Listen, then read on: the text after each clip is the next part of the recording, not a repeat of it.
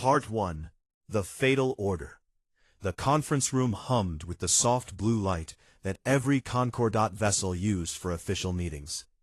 Sub-Commander Velktor stood before the projection table with his crest raised high in what his species considered a display of confidence. Around him sat 7 other officers from the requisitions fleet, their various forms settled into chairs designed to accommodate the vast diversity of Galactic Concordat members. "This world has remarkable mineral deposits," Velktor announced as he gestured toward the rotating hologram of a blue and green planet. "Our surveys indicate dilithium concentrations triple what we found on Kerox Prime, and the locals have barely scratched the surface with their primitive extraction methods."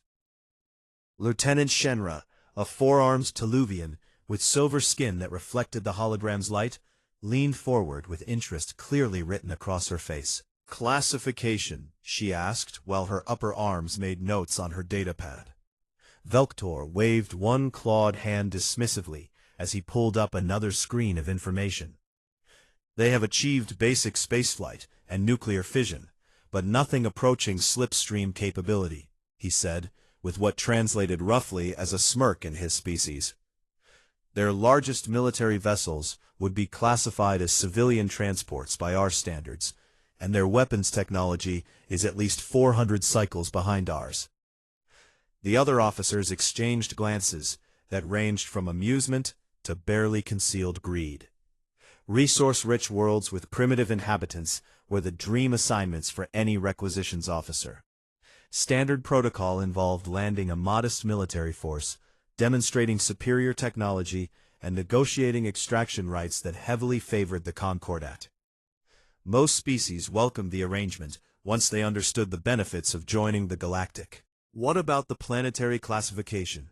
asked Commander Thex, a cautious veteran who had overseen 17 successful requisitions in his career. Velktor hesitated for just a fraction of a second before responding. "The initial survey was conducted nearly 1,000 cycles ago," he said, while pulling up the relevant files. "The planet is classified as habitable, with a nitrogen-oxygen atmosphere, standard gravity well within acceptable parameters, and abundant water." What he did not mention, because he had not looked deep enough into the archived data, was the environmental hazard rating buried in subsection 47 of the original survey report. The rating that classified this world as a Class 12 Deathworld, on a scale where anything above 6 typically warranted quarantine protocols. "I propose a standard compliance expedition," Velktor continued with growing enthusiasm. 50,000 troops deployed across major population centers, a show of force demonstration, and then we open diplomatic channels. These humans should be quite reasonable once they understand what we offer them. The word humans meant nothing to anyone in that room. Just another species on just another world waiting to join the great family of civilized space. The vote proceeded according to standard procedure. 6 officers voted in favor, attracted by the promise of those mineral rights and the career advancement that successful requisitions brought. Commander Thex abstained, as he always did when he had concerns, but he did not voice an objection strong enough to halt the proceedings. Velktor felt his heart swell with pride as the expedition received official authorization. This would be his legacy, the achievement that elevated him from sub-commander to full commander, perhaps even to fleet captain, if the mineral yields proved as rich as projected. 3 days later, Expeditionary Force assembled in high orbit above the planet the locals called Earth. 50,000 soldiers from 17 different species, veterans of peacekeeping operations and compliance actions across the Outer Rim. They boarded dropships in organized waves, checking weapons that would likely never be fired, reviewing first contact protocols that emphasized restraint and dignity. Major Krelzan, a towering Bronthan whose species stood 3 meters tall and considered themselves the warrior elite of the Concordat, led the primary landing force. He had participated in 12 compliance operations without a single casualty. The job was typically straightforward: land, establish a perimeter, Wait for the locals to approach with either curiosity or fear, then let the diplomats handle the talking. Deploy teams to coordinates Alpha through Delta, he ordered, as the dropships began their descent. Standard formation, heavy weapons on standby but not deployed. And remember the rules of engagement. We are here to impress them, not to harm them. The ships descended through Earth's atmosphere, their hulls glowing orange from friction despite the advanced shielding. Krelzon watched through the viewport as they approached a region the planetary data identified as Amazon rainforest. It looked green and lush, and completely unremarkable. Meanwhile, halfway across the galaxy in the Concordat's Central Command, Fleet Admiral Thargon was attending a ceremonial dinner honoring the retirement of Admiral Vextor, a distinguished officer who had served for 60 cycles. Thargon wore his formal uniform, with all 17 medals displayed across his chest, each one representing a campaign or action that had tested him in ways he never discussed at social gatherings. He was making polite conversation with Ambassador Threllax when his personal aide, a young officer named Prentix, approached with unusual haste. "Admiral, forgive the interruption, but we have a priority situation developing," Prentix said in a voice that was trying very hard to remain calm and professional. Thargon excused himself from the ambassador and followed his aide to a private alcove where the young officer activated a secure datapad. "The Requisitions Fleet has deployed an expeditionary force to a world in Sector 773, Prentix explained. A junior analyst was reviewing the deployment and noticed something in the archived survey data. He pulled up a file that made Thargon's 3 eyes widen in what his species expressed as pure horror. Environmental Hazard Classification, Class 12.8. Evolutionary Classification, Apex Persistence Predator. Recommended Action, Indefinite Quarantine. Native Species Designation, Terran, Human. Threat Level, Critical. "When did they land?" Thargon asked, his voice dropping to a low rumble that his species only used in the most serious of circumstances. 4 hours ago, sir," Prentix replied. "We have received sporadic communications, but nothing in the last 40 minutes. Thargon felt a cold sensation spreading through his body, the same feeling he had experienced only once before in his long career. That had been 30 cycles ago when he led a survey team to a Class 7 world and watched in helpless horror as what the locals called a medium-sized predator tore through his security detail like they were made of soft clay. The creature had been hunting for sport, not even for food. He had escaped only because his pilot had ignored protocol and brought the shuttle down into a dangerous canyon to extract the survivors. 3 out of 15 had made it back. "Get me Sub-Commander Velktor immediately," Thargon ordered as he strode toward the communications center with his ceremonial robes billowing behind. "And assemble the emergency command staff within the hour. We are going to need a rescue fleet, and we are going to need it yesterday." Prentix hurried to comply, while Thargon accessed the planetary data himself, scrolling through page after page of information that should have stopped this disaster before it began. Gravity, 1.2 times standard. Temperature range, -60 to +60 Celsius, with extreme variation. Atmospheric oxygen, 21%, toxic to 63% of known species at prolonged exposure. Water coverage, 71%. Dominant predator, humans. Tool using, persistence hunters. Pack behavior, extreme adaptability. Notable environmental hazards, continues for 17 pages.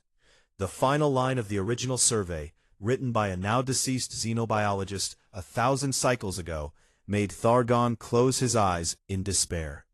Recommendation: under no circumstances should contact be attempted without full military fleet support and extensive preparation. This species evolved to survive on a world that actively tries to kill them.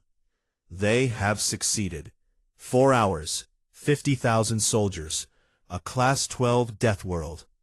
Thargon could only imagine the horror that was unfolding on that distant world, and he knew with terrible certainty that many of those soldiers were already dead. The only question was how many would survive long enough to be rescued. Part 2. Descent into Chaos. Major Krelzon hit the ground running as his drop pod cracked open like an egg designed to birth warriors into hostile territory.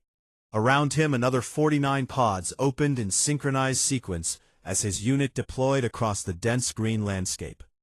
The air felt thick and heavy with moisture that immediately began condensing on his armor.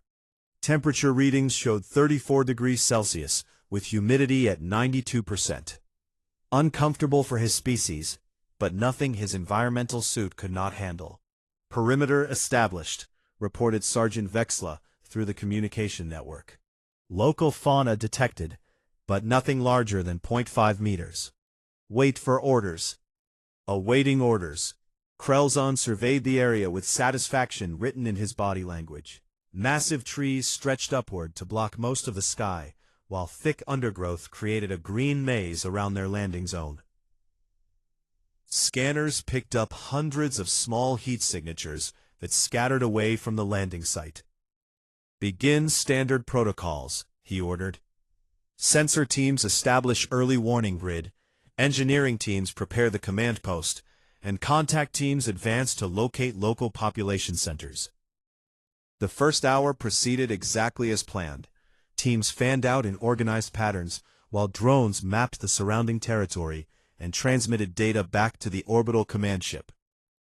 Major Krelzon reviewed the incoming information with growing confidence that this would be another routine operation.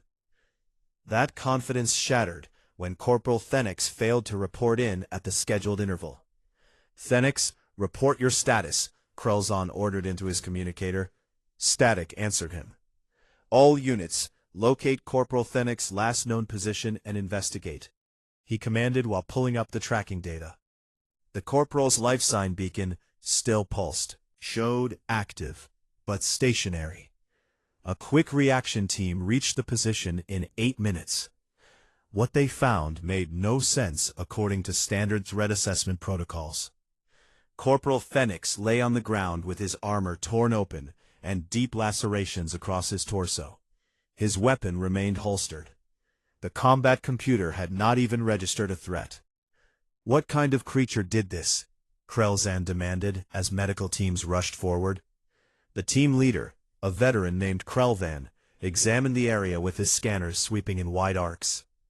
"Sir, the only heat signature in the area before the attack was classified as a medium-sized mammal," he reported with confusion evident in his tone.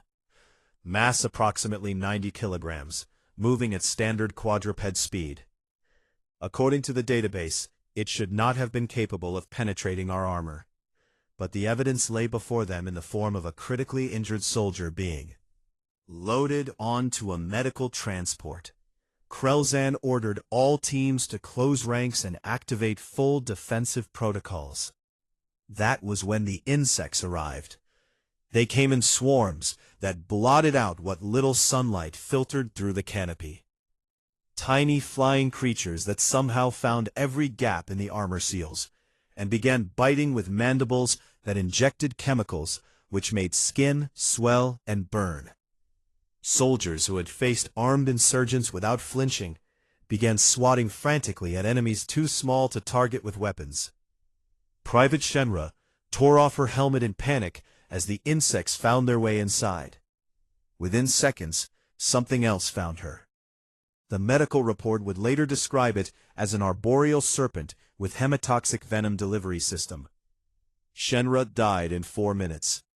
Across the planet in a region called Australia, Captain Vornak led his team with similar confidence that began eroding almost immediately.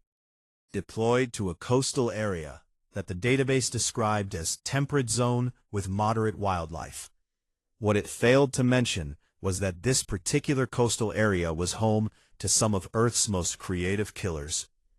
The first soldier to wade into the water for a routine equipment check encountered a creature the locals called a box jellyfish. Tentacles brushed against his exposed neck, where the armor seal had come loose during deployment. The venom attacked his nervous system, with efficiency that terrified the medical staff. He survived only because their technology was centuries ahead of anything humans possessed. The second soldier to enter the water encountered a different problem. A crocodile, massive and ancient, exploded from the shallows with speed that should have been impossible for something that large. It clamped jaws powerful enough to crush their armor around the soldier's leg, and began the death roll that its species had perfected. Over millions of years, it took concentrated plasma fire from 3 different soldiers to make the creature release its prey. That was when Captain Vornak realized that every creature on this planet was designed to kill. The insects were venomous. The plants had thorns that could puncture their boots. The water hosted creatures that ranged from invisible jellyfish to armored reptiles. Even the ground itself seemed hostile, as several soldiers discovered when they triggered ant colonies that swarmed with coordinated fury. "We need immediate extraction," Vornak reported to Orbital Command. "This environment is classified incorrectly. Upgrading threat assessment to critical." In Siberia, Commander Threllox faced a different enemy. His unit had deployed to what appeared to be a frozen wasteland with minimal biological threats. The temperature read -42°C, easily at first. But something was wrong with the suits. They had been designed for cold environments, tested extensively on frozen worlds across the galaxy. Yet here they began to fail. Seals cracked, heating elements drained faster than predicted, and the soldiers inside began to suffer from exposure that should have been impossible. Then Threllox witnessed something that changed his entire understanding of the mission. A human appeared from the frozen landscape, not wearing advanced armor or environmental protection, just layers of what appeared to be animal hide and woven plant fibers. The human walked through the snow with casual ease, spotted the alien soldiers, and simply turned and vanished back into the white expanse. "How?" Threllox asked, nobody in particular, as he stared at the spot where the human had stood. "How is that creature surviving without technology?" Tracking the human and encountered others like it. Entire communities living in conditions that would kill most Concordat species in hours. These humans had no natural armor, no thick fur, no biological adaptations for the cold. They simply refused to die. In Mumbai, Lieutenant Felnar encountered a different kind of chaos. His unit had deployed to a major urban center with instructions to establish control through a show of force. What he found instead was 20 million humans who apparently had not received the message that they should be afraid. The streets filled with people carrying primitive recording devices. They surrounded his soldiers with curiosity instead of terror. When Felnar ordered his troops to fire warning shots into the air, the crowd merely backed up slightly and continued filming. "They are not responding to threat displays," he reported with growing anxiety in his voice. Requesting clarification on rules of engagement. That was when the local military arrived. Not with advanced weapons or overwhelming force, but with simple determination and numbers that seemed endless. Human soldiers took positions on buildings and behind vehicles. They did not attack immediately. They just waited with weapons raised and an expression on their faces that Felnar's species recognized as predatory patience. His communication system suddenly activated with an incoming message in broken but understandable galactic standard. "Attention alien forces," a human voice announced. "You have invaded sovereign territory without authorization. Surrender your weapons and prepare for diplomatic processing. Failure to comply will result in defensive action." Felnar looked at his 50 soldiers, surrounded by thousands of humans, who showed no fear despite the technological advantage. For the first time in his career, he considered surrendering, without a fight. Back on Major Krelzen's position in the Amazon, the situation had deteriorated beyond recovery. 40% of his unit was dead or critically wounded. The attackers remained largely invisible. Jaguars that struck from trees and vanished before weapons could track them. Snakes that dropped from branches with venom that overwhelmed their medical supplies. Plants that caused burns or allergic reactions that turned skin into blistering ruins. Insects that carried diseases which the medical database did not recognize. And humans. Local tribes who moved through this nightmare forest like it was their home. Because it was their home. Krelzan watched through his damaged visor as a human child, no more than 10 cycles old by his estimation, walked past their defensive perimeter, carrying what appeared to be a small reptile with scales and sharp teeth. The child was barefoot. The child was smiling. Child vanished into the undergrowth that had killed 40 of his soldiers. Extraction, Krelzan whispered into his communicator. We need extraction now. This world is not what we thought. This world is hell itself. Part 3. The Deathworld's True Face. Fleet Admiral Thargon stood in the command center, watching the casualty reports scroll across multiple screens with growing horror painted across his features. 48 hours since deployment. 23,000 casualties. 5,600 confirmed dead. The numbers kept climbing. Dr. Velax, Chief Medical Officer of the rescue fleet, approached with a datapad clutched in her 6 fingers. Her species typically displayed calm confidence in medical situations, but her skin had turned the pale gray that indicated stress beyond normal parameters. Admiral, you need to see these reports from our combat medics on the surface, she said, while transferring the data to his command console.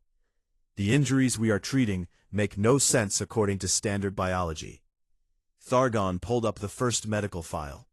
It showed Private Krental, a Bronthan warrior who had survived 3 combat deployments without serious injury. The report documented wounds from something the database identified as a Panthera onca, or jaguar. This predator massed approximately 95 kilograms, Dr. Velax explained. Our soldiers averaged 240 kilograms with armor. Yet this creature attacked without hesitation, penetrated military-grade plating, and inflicted fatal wounds in under 3 seconds. It did not stop to assess threat. It simply attacked as if our soldiers were normal prey. Thargon scrolled through more reports. Each one painted the same disturbing picture. Earth's predators did not recognize the alien soldiers as threats, because on this world, nothing was strong enough to be truly safe. What about the humans themselves? Thargon asked while pulling up tactical reports from the urban combat zones. Dr. Velax's skin turned even paler. That is what I really need to show you, she said, quietly. She opened a file containing captured footage from Sergeant Velmar's combat recorder. The video showed a human soldier pursuing a retreating Concordat fire team through what appeared to be a dense forest. The Concordat soldiers were running at their maximum sustainable speed. The human was not even running hard. Our team maintained pace for 47 minutes before exhaustion forced them to make a stand, Dr. Velax narrated. The human showed no signs of fatigue. When we captured this individual and examined them, we found something terrifying. She pulled up the biological analysis. Humans are persistence hunters, she explained. Their entire biology is designed for endurance rather than burst speed. They have a cooling system that uses water evaporation through their skin. They can maintain aerobic activity almost indefinitely, as long as they have water and fuel. Species can sprint faster, but humans can simply keep going until their prey collapses from exhaustion. Thargon felt a chill run down his spine. His species were ambush predators who relied on short bursts of speed and power. The idea of prey that simply never stopped running was the stuff of evolutionary nightmares. There is more, Dr. Velax continued. She opened another file showing a human who had been injured during a skirmish with Concordat forces. The human had taken a plasma bolt to the shoulder that should have incapacitated anyone. Instead, the combat footage showed the human applying a crude bandage and continuing to fight for another 23 minutes. "We captured this individual and treated their wounds," the doctor said. "Their biology is absurdly redundant. 2 kidneys when 1 would suffice, 2 lungs that can function independently, a liver that regenerates if damaged, actually grow back stronger after breaking. Their immune system is so aggressive, it attacks alien pathogens before they can establish." She pulled up another screen, showing cellular analysis. "We tried to understand how they survive on this world," she continued. "We discovered that human cells contain what they call mitochondria. These are actually ancient bacteria that humans absorbed and enslaved at the cellular level. They turned their own parasites into power generators." Thargon stared at the microscopic images. "They weaponized their own biology at the cellular level," he said, slowly, as the implications settled over him. "Exactly," Dr. Velax confirmed. "And their immune system keeps detailed records of everything that tries to harm them. Once exposed to a pathogen, they never forget it. Some can even pass that immunity to their offspring." Commander Thex appeared on the communication screen, looking haggard and worn, despite being safely aboard a ship in orbit. "Admiral, we have interrogated several captured humans," he reported. "You need to hear what they told us about their history." The screen split to show a human sitting calmly in a detention cell. They were young by human standards, barely into their 3rd decade of life, but they sat with a confidence that radiated danger. "State your name and military affiliation," Thex's voice said from off-screen. "Lieutenant James Morrison, United States Marine Corps," the human replied in perfect galactic standard. "How did you learn our language?" Thex asked with surprise evident in his tone. "Downloaded your language files from the computer system in one of your dropships," Morrison answered casually. "Took me about 6 hours to figure out the basics. Your encryption is pretty good, but not impossible." Thargon leaned forward in his chair. "Military encryption in 6 hours. Tell us about your world," Thex requested. Morrison smiled in a way that showed teeth. Thargon recognized that as a threat display among certain species, but humans seem to use it for multiple purposes. "Earth," Morrison said. "Average temperature about 15 Celsius, but we have places that hit 60 above and 70 below. About 70% water, most of which will kill you if you try to drink it. Atmosphere is 1/5 oxygen, which apparently is toxic to most of you. We have storms with winds over 300 kilometers per hour. We have earthquakes that split the ground open. We have volcanoes that block out the sun. We have waves that can destroy cities. And we have predators ranging from microscopic parasites to 6-ton carnivores." He leaned back with his hands behind his head, in a posture that suggested complete relaxation. "This," he continued, "is what we call home. We domesticated wolves, which are pack-hunting apex predators. We split atoms and turned them into weapons. We survived an ice age that killed most of the megafauna. We went to war with each other so often that we have an entire academic field dedicated to studying how to kill each other more efficiently. And now we are trying to figure out how to live in space." The video paused as Commander Thex spoke. "Admiral, this is standard for all the humans we have captured," he said. "They are not afraid of us. They are curious about us. One of them asked if we had brought interesting weapons because they wanted to see our technology." Thargon closed his 3 eyes and tried to process what he was learning. These creatures had evolved on a world that presented constant lethal challenges.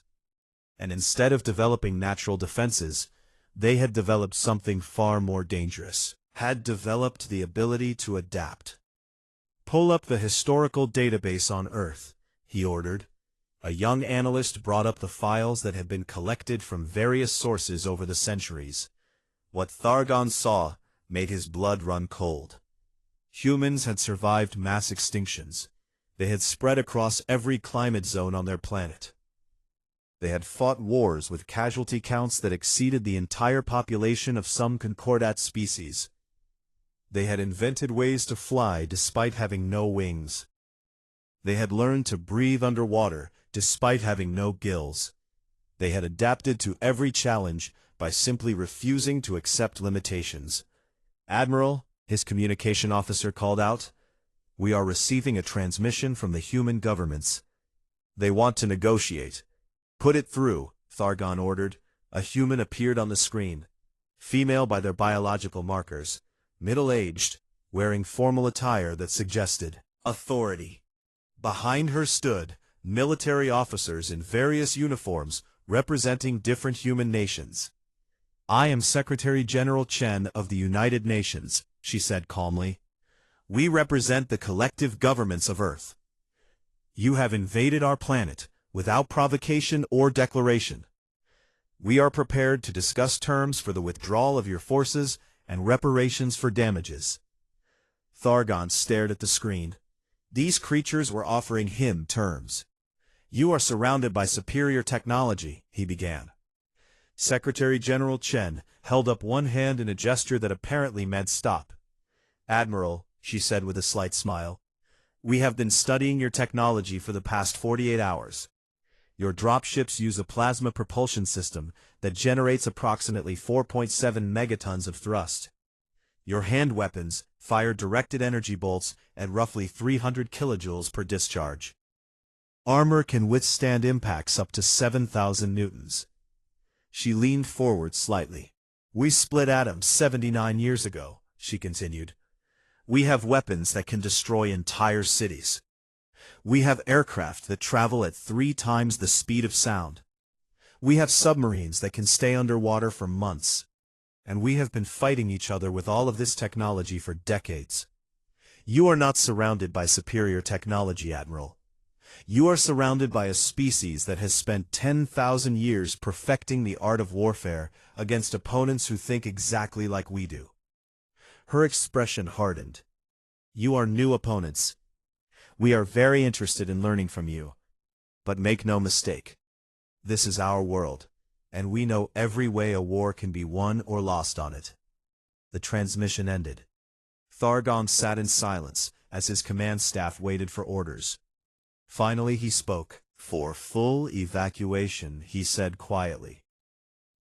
"We are leaving this planet, and we are never coming back."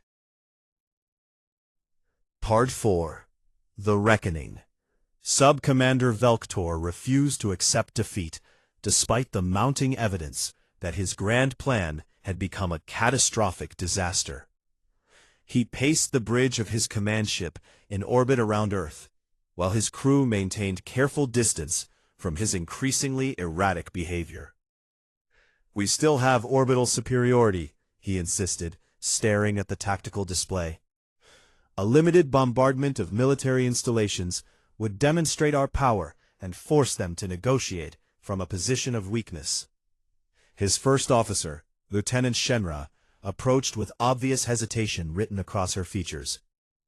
"Sub-Commander, Fleet Admiral Thargon has ordered a complete withdrawal," she reminded him gently. "We are to evacuate all surface forces and depart the system within 48 hours.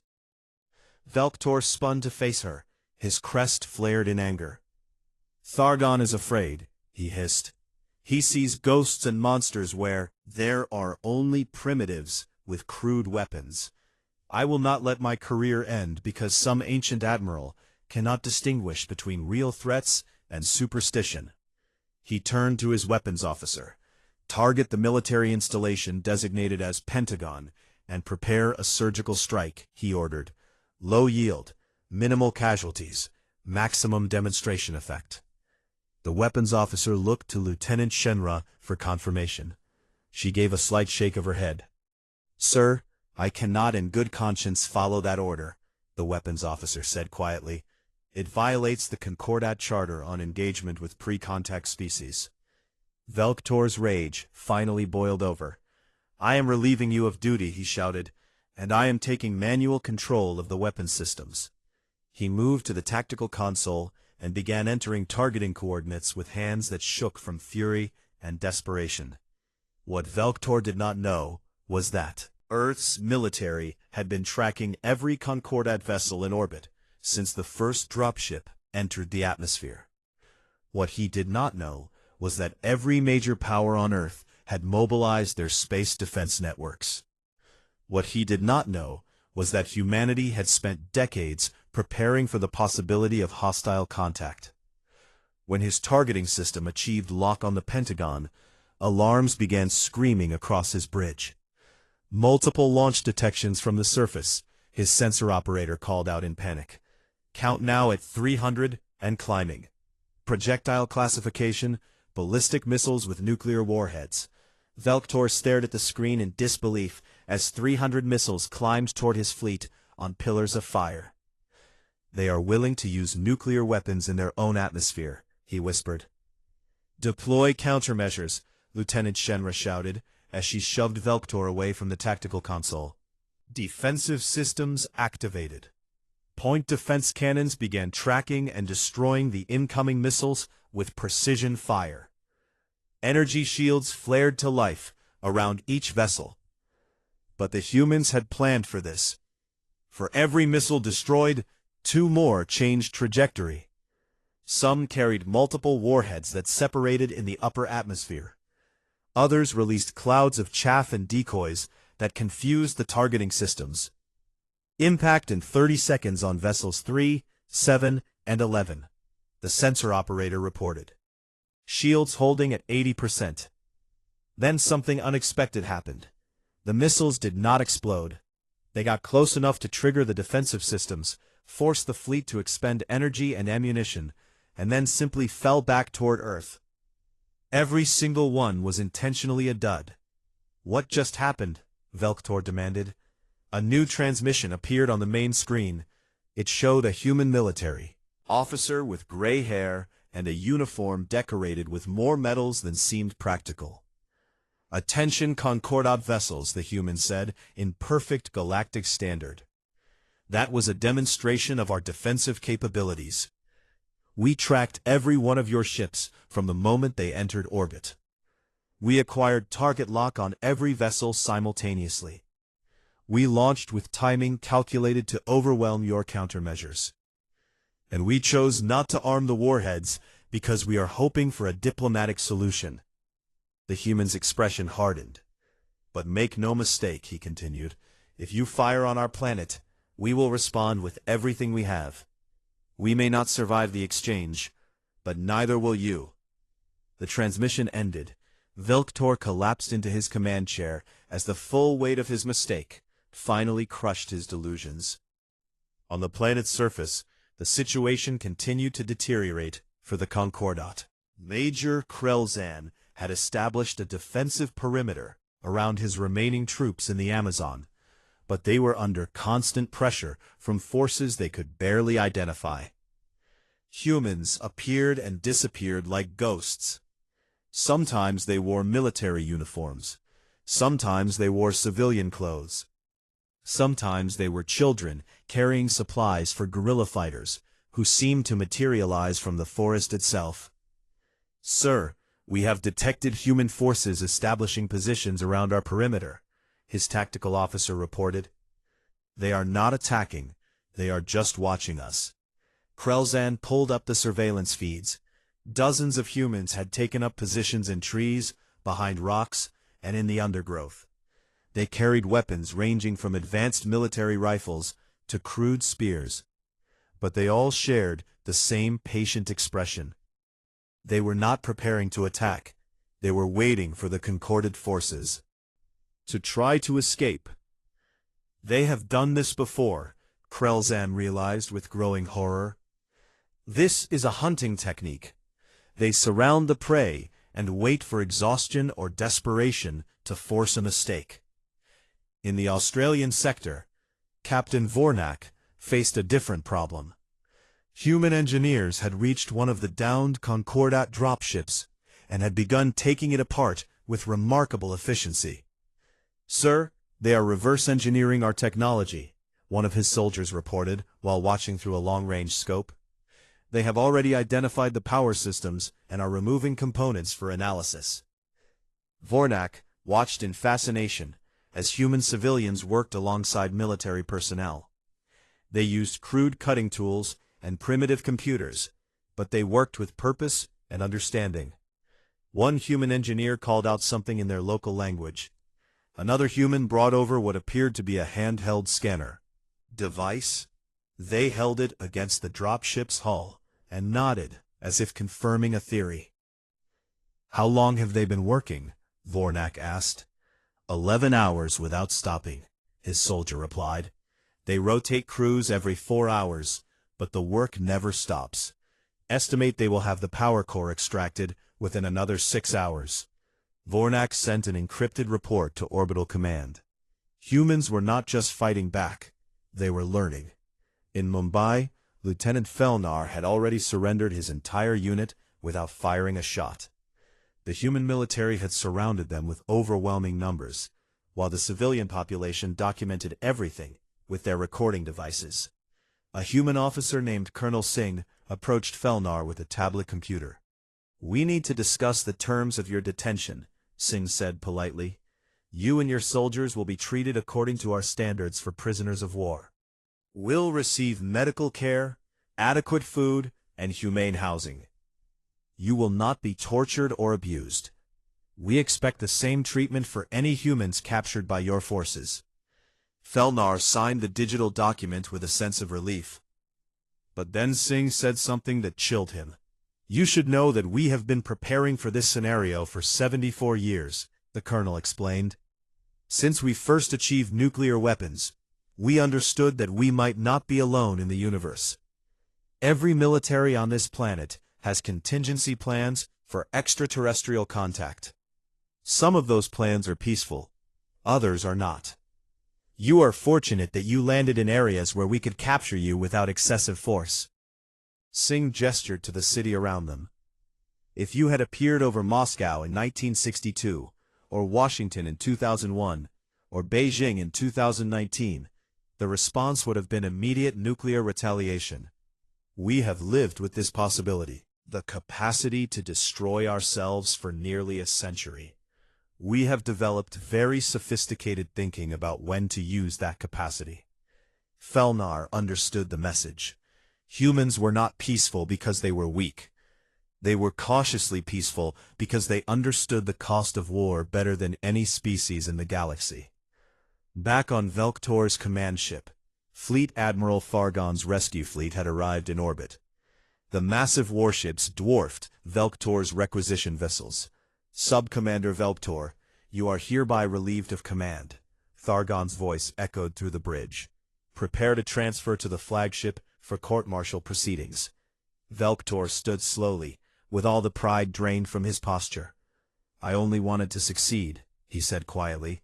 "I wanted to bring glory to the Concordat." "You brought shame," Lieutenant Shenra replied, "and you brought death to thousands of our people." Forces escorted Velktor away. Thargon opened a channel to Earth's governments. "Secretary General Chen, this is Fleet Admiral Thargon of the Galactic Concordat," he began formally. "I am authorized to negotiate the complete withdrawal of all Concordat forces from your system. We will provide reparations for damages. We will return all captured equipment, and we will formally apologize for this unauthorized invasion." Secretary General Chen appeared on the screen with her expression neutral, but her eyes calculating. "We accept your terms with modifications," she replied. "You will provide complete technical specifications for your faster-than-light travel systems. You will establish formal diplomatic relations with Earth as a sovereign power. You will grant Earth observer status in your galactic concordat. And you will provide coordinates for other inhabited systems so that we may begin our own exploration of the galaxy." Thargon felt his 3 hearts sink. "You are asking for full technology transfer and membership in the galactic community," he said slowly. "We are asking for what we deserve as a spacefaring civilization," Chen corrected. "You attempted to conquer us. We defeated you. Now we will take our place among the stars. The only question is whether we do so as your friends or as your enemies." Thargon looked at the tactical display, showing Earth's defensive networks. He looked at the reports of human engineers reverse engineering Concordat technology. He looked at the casualty lists that continued to grow. "We accept your terms," he said finally. "Welcome to the galaxy, humanity. Art 5. Aftermath and the New Reality." 6 months after what humans called First Contact Day, and what the Concordat privately referred to as the Earth Disaster, Fleet Admiral Thargon stood before the Galactic Council to deliver his final report. The council chamber housed representatives from 417 species, and every single one of them wanted to understand how a routine compliance operation had resulted in the emergence of a new power in the galaxy. "The operation was doomed from the start," Thargon began his testimony. "Earth carries a Class 12 environmental hazard rating that was overlooked due to outdated filing systems and bureaucratic negligence." He activated a holographic display showing Earth rotating slowly in the center of the chamber. "This world produces apex predators as a matter of routine," he continued. "The dominant species, humans, evolved not through developing superior physical attributes, but through developing superior adaptability. They are tool users who have turned their planet's hostility into an advantage. They have weaponized adaptation itself." Council member Vexthor, an ancient being whose species have been spacefaring for 12,000 cycles, leaned forward with interest. "How many casualties did we sustain in this engagement?" she asked. "Final count stands at 32,419 dead," Thargon reported. "An additional 18,000 wounded, many with permanent injuries. We deployed 50,000 troops against a pre-contact civilization. They defeated us in 72 hours. The council chamber erupted in shocked conversation. "How is this possible?" demanded Council Member Threllax. "Our military technology is centuries ahead of theirs." Thargon pulled up combat footage showing human soldiers pursuing Concordat troops through various terrain. "Technology is only one factor in warfare," he explained. "Humans have been fighting each other with advanced weapons for over a century. They understand combined arms tactics. They understand guerrilla warfare. They understand siege tactics and mobile warfare and psychological operations. Most importantly, they understand that wars are won not by the strongest, but by those willing to endure the longest." He showed footage of the Amazon deployment. In one engagement, a single human child led a Concordat patrol into an ambush by simply appearing injured and crying for help. The patrol's cultural protocols required them to assist a child in distress. The humans used our own ethics against us. Another council member, Felvar of the Deltan Confederacy, spoke up. "What is the status of the human civilization now?" he asked, with concern evident in his synthetic voice. "Show current surveillance data from Earth. In the 6 months since contact, humanity has achieved remarkable progress," he said.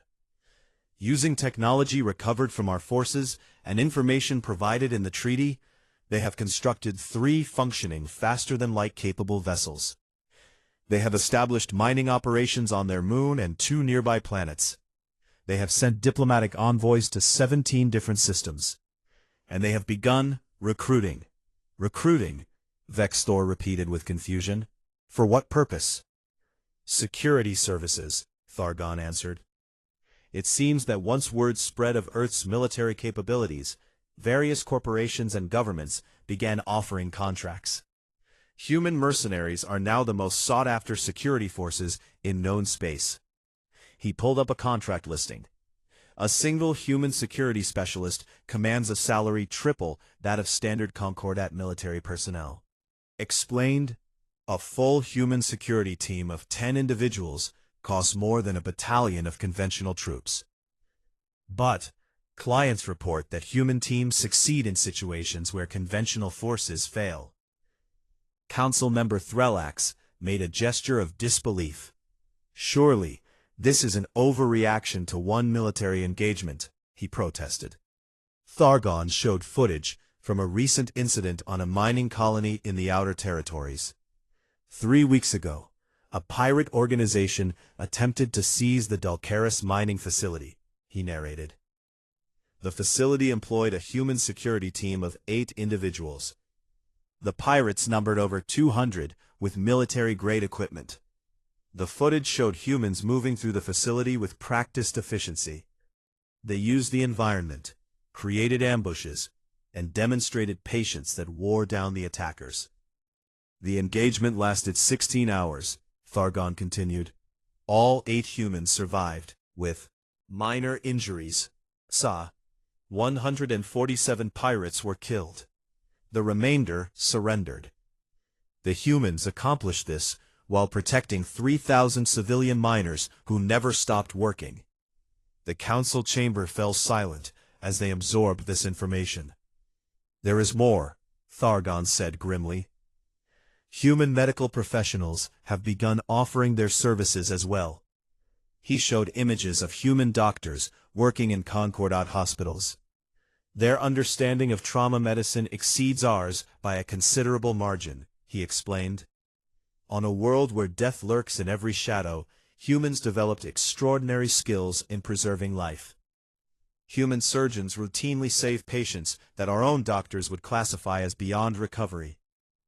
Their pharmaceutical knowledge is equally impressive. They have introduced 17 new medicines to our database in 6 months. Dr. Velax appeared on the display to provide testimony. Human biology is remarkably resilient, she explained to the council. But it is their psychology that truly sets them apart. A human patient will survive injuries through sheer determination. I have witnessed humans remain conscious and functional with injuries that would send most species into shock. They have somehow evolved the ability to override their body's natural shutdown responses. She pulled up brain scans. The human brain contains what they call pain management systems that can partially suppress agony when necessary, she continued. They can function in conditions that would incapacitate us, and they heal faster than almost any species in our medical database. Council member Vexthor spoke again. What is the current diplomatic status between the Concordat and Earth? Complicated, Thargon admitted. Humanity has been granted provisional observer status in the end. Concordat. They are not full members, but they have access to trade agreements, communication networks, and diplomatic channels. Multiple species have established embassies on Earth, and humans have established embassies on 7 Concordat worlds. He pulled up images of human diplomats. They are remarkably skilled negotiators, he noted. They understand leverage and compromise in ways that suggest thousands of years of complex diplomatic tradition, which makes sense given that their planet contains over 190 independent nations. They have been practicing diplomacy among themselves since before most Concordat species achieved written language. The testimony continued for several more hours. Thargon detailed everything from human engineering capabilities to their entertainment media to their food production systems. Every aspect of human civilization suggested a species that had developed under constant pressure. They built redundant systems because they expected failure. They planned for worst-case scenarios because they had survived multiple extinction events. They treated cooperation as a survival strategy rather than a moral preference. Finally, Council Member Vexthor asked the question everyone wanted answered. Are humans a threat to the Concordat? Thargon considered his response carefully. Not if we treat them with respect, he said. Humans do not seek conquest for its own sake. They seek security, prosperity, and recognition. They are willing to work within our systems if we acknowledge their sovereignty. Said, but if we threaten them again, they will respond with everything they have. He showed the final piece of footage. It came from a human educational facility where young humans were being taught about the Concordat. The teacher was explaining galactic history to a room full of children, no more than 10 cycles old. Remember, the teacher said to the class, we are not the strongest species in space. We are not the smartest. We are not the most advanced. But we are here, and we earned our place. Our ancestors survived when everything on Earth tried to kill them. They climbed to the top of the food chain without claws or fangs or venom. They did it through determination, cooperation, and refusing to quit. That is what makes us human, and that is why the galaxy will learn to respect us. The children nodded with understanding beyond their years. Thargon froze the image. This is what we face, he told the council. A species that teaches their children to never give up. A species that turns adversity into strength. A species that looks at the most hostile environment in known space and calls it home. The council voted to accept humanity as provisional members. They voted to establish formal diplomatic relations. They voted to open trade and cultural exchanges. And they voted to add a new regulation to Concordat military doctrine. Under no circumstances shall military operations be conducted against Class 10 or higher Deathworlds without full council authorization and extensive preparation. The regulation became known informally as the Earth Protocol.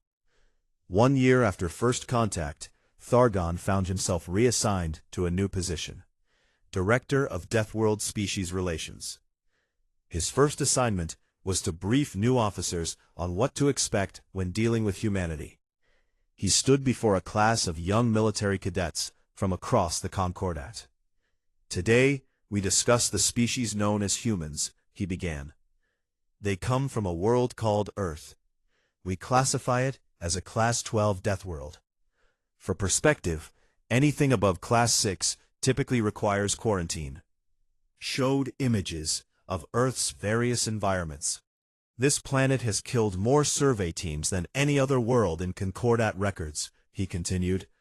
It has storms that can destroy cities. It has predators ranging from microscopic organisms to multi-ton carnivores. It has temperature ranges that span 130 degrees.